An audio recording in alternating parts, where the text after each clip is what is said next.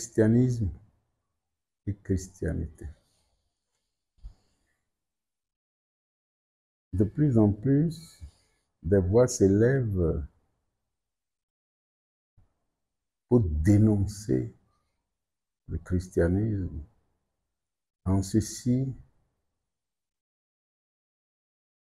qu'il véhicule surtout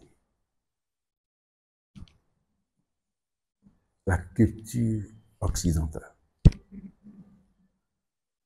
Pour corriger un peu cela,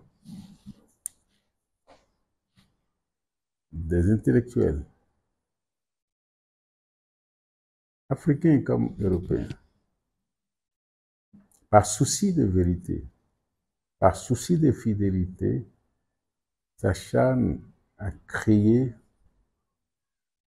de nouveaux concepts pour mieux expliquer la réalité du Christ. L'un de ces nouveaux concepts, c'est la christianité. Qu'est-ce qu'on peut entendre par christianisme et christianité? Comme je le disais tantôt,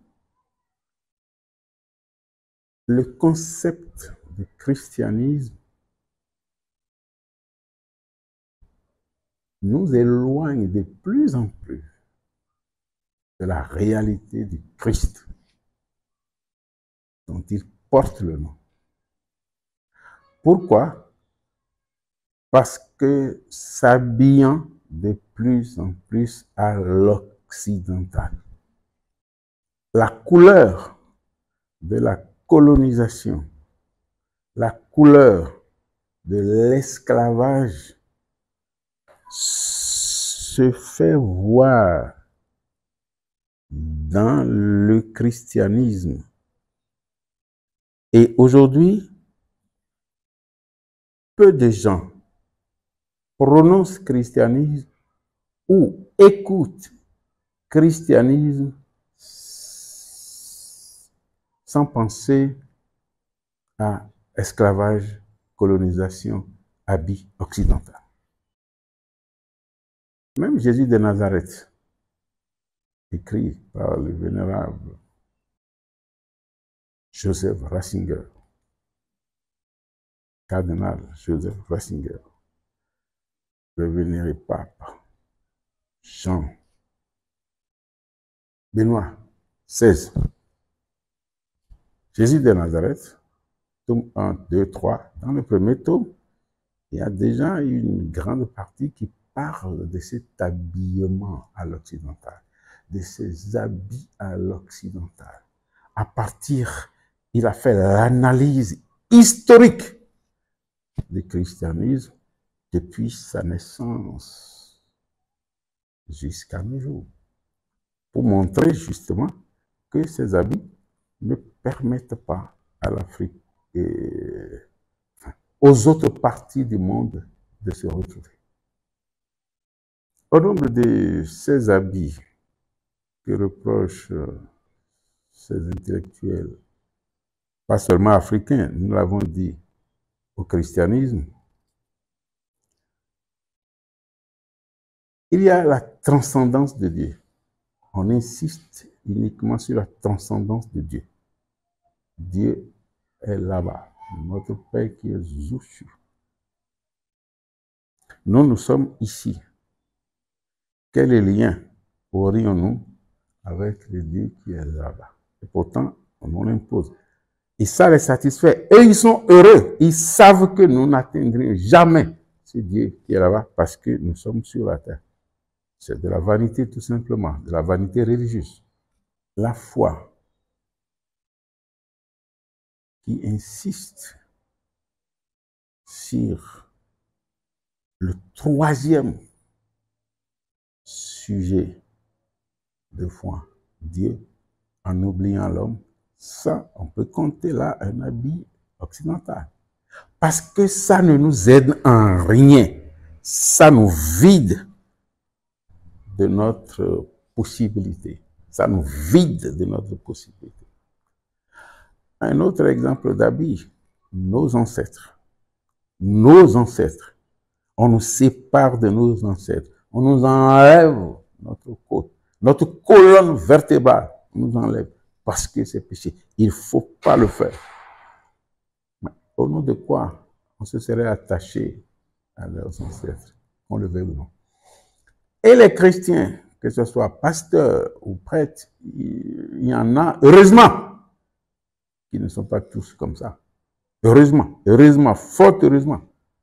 Mais sinon, il y en a qui sont perdus, complètement perdus, aliénés, totalement aliénés. Parce que le but de la colonisation, c'est ça aussi. Le but de ces habits aussi, ça, c'est l'aliénation culturelle, l'aliénation intellectuelle. Aujourd'hui, il n'y a plus rien de bon ne peut venir de l'Afrique. Quant à la christianité, le caractère de ce qui est christique, la recherche du caractère de ce qui est christique. Oui, on garde le Christ. On met le Christ dans notre culture.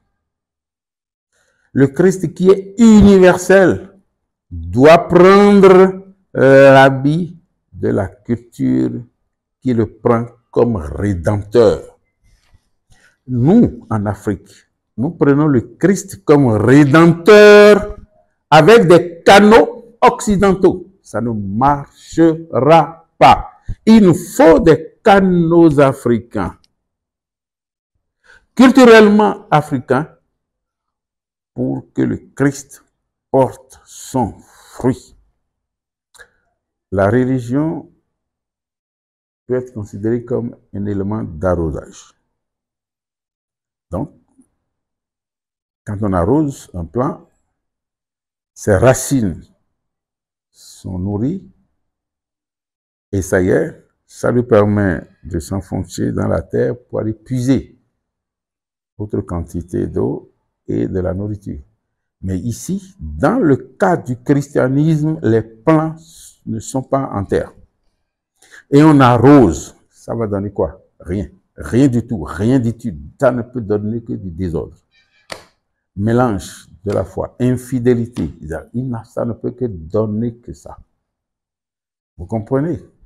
La raison fondamentale pour laquelle ces intellectuels essaient de s'éloigner un peu du contexte. Ils estiment que l'Afrique n'a pas besoin du christianisme, mais plutôt de christianité, de la totalité du Christ. Le christianisme ne distille pas le Christ dans sa pureté, ni dans sa totalité. Or, chaque peuple a besoin du Christ dans sa pureté et dans sa totalité. Voilà la raison pour laquelle, bon, chacun essaie de se chercher pour mieux s'équilibrer.